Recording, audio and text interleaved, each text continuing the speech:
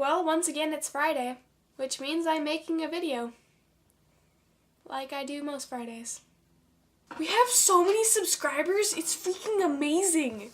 I don't even know how to thank you subscribers other than to tell you that you're freaking amazing and I love all of you very much, especially since you put up with our nonsense week after week. Chapter 9 is a really long chapter.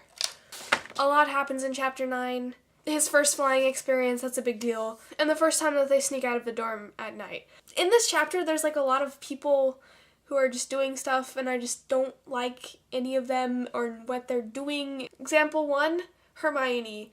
I like Hermione and everything. She's fine, but I just can't stand her in the first bit. I mean, she's fine by the end of the book, but the first bit, she's just so obnoxious. She's just a bossy know-it-all, and I can't really stand her very much, especially in the beginning parts. 2, Malfoy. I've never liked Malfoy. He's always gotten on my nerves. A lot of times I feel like just slapping him in the face, backhanding him like that. Probably has something to do with the fact that he thinks he's better than everyone else, which I can't stand that kind of attitude. I can't make a 3 with my fingers. 3. Filch. There's some Filch in this chapter, and I don't like Filch either. I feel so negative. Number 4. And this is the biggest one. The rest of the characters, yes, it's important that they're there, and they kind of are important to the general storyline, but not Peeves. He's just the most obnoxious character ever, and I just want him to die, but he can't, because he's already dead. But there are some characters that I like in this chapter too. Neville and Professor McGonagall. Neville is just freaking amazing. He's one of my favorite characters ever. And Professor McGonagall is the most amazing teacher ever. Professor McGonagall is absolutely my favorite teacher in the whole series. Well, 1, she can turn into a cat, which is amazing, and 2, she's just so cool. I think Professor McGonagall is one of the characters that people kind of forget about and forget how important she is, but she's been there since the beginning. She was in the first chapter. She's Dumbledore's right-hand cat. We're also talking about fears. I'm deathly afraid of spiders. And most bugs, anything with more than 4 legs, I just can't stand. I'm also mildly afraid of the dark. Well, not really the dark. What could be hiding in the dark? I'm terrified of standing in front of people. I'll stand there and I'll be shaking. I'm not even kidding. My hands will be like this, except more sweaty. I'm afraid of clowns and chickens. I'm afraid of chickens. Chickens are scary.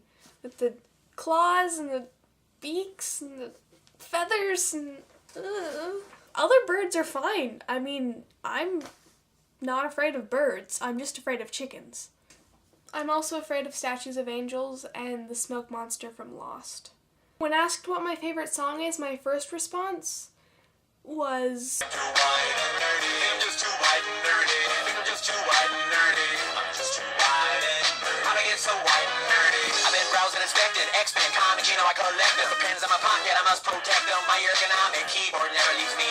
But my favorite song ever, of all time, as in no matter how many times I listen to it, it's still amazing,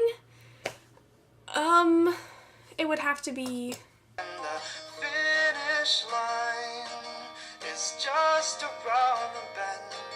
I'll pause this game, so our love will never end. Oh, the finish line around the bend. I'll pause this game, so our love will never end. Let's go again. I need Harry Potter, like good Grindy love eats water. That Saturday approaches my need grows. Oh, I see you deathly hallows, incendio, book sales and bargains. It'll be like Phoenix tears on a broken nose. I see you deathly hallows. Now I may be stuck in the past, but my future is vast. Don't go looking for me, girl, you've got to go on. Don't think he's talking to you, he's just on the TV. Well, look past the Easter egg and see the reality. A world of time and space inside a funny blue box. The angels are approaching and the front door is locked. So don't blink. That's not a very good answer, is it?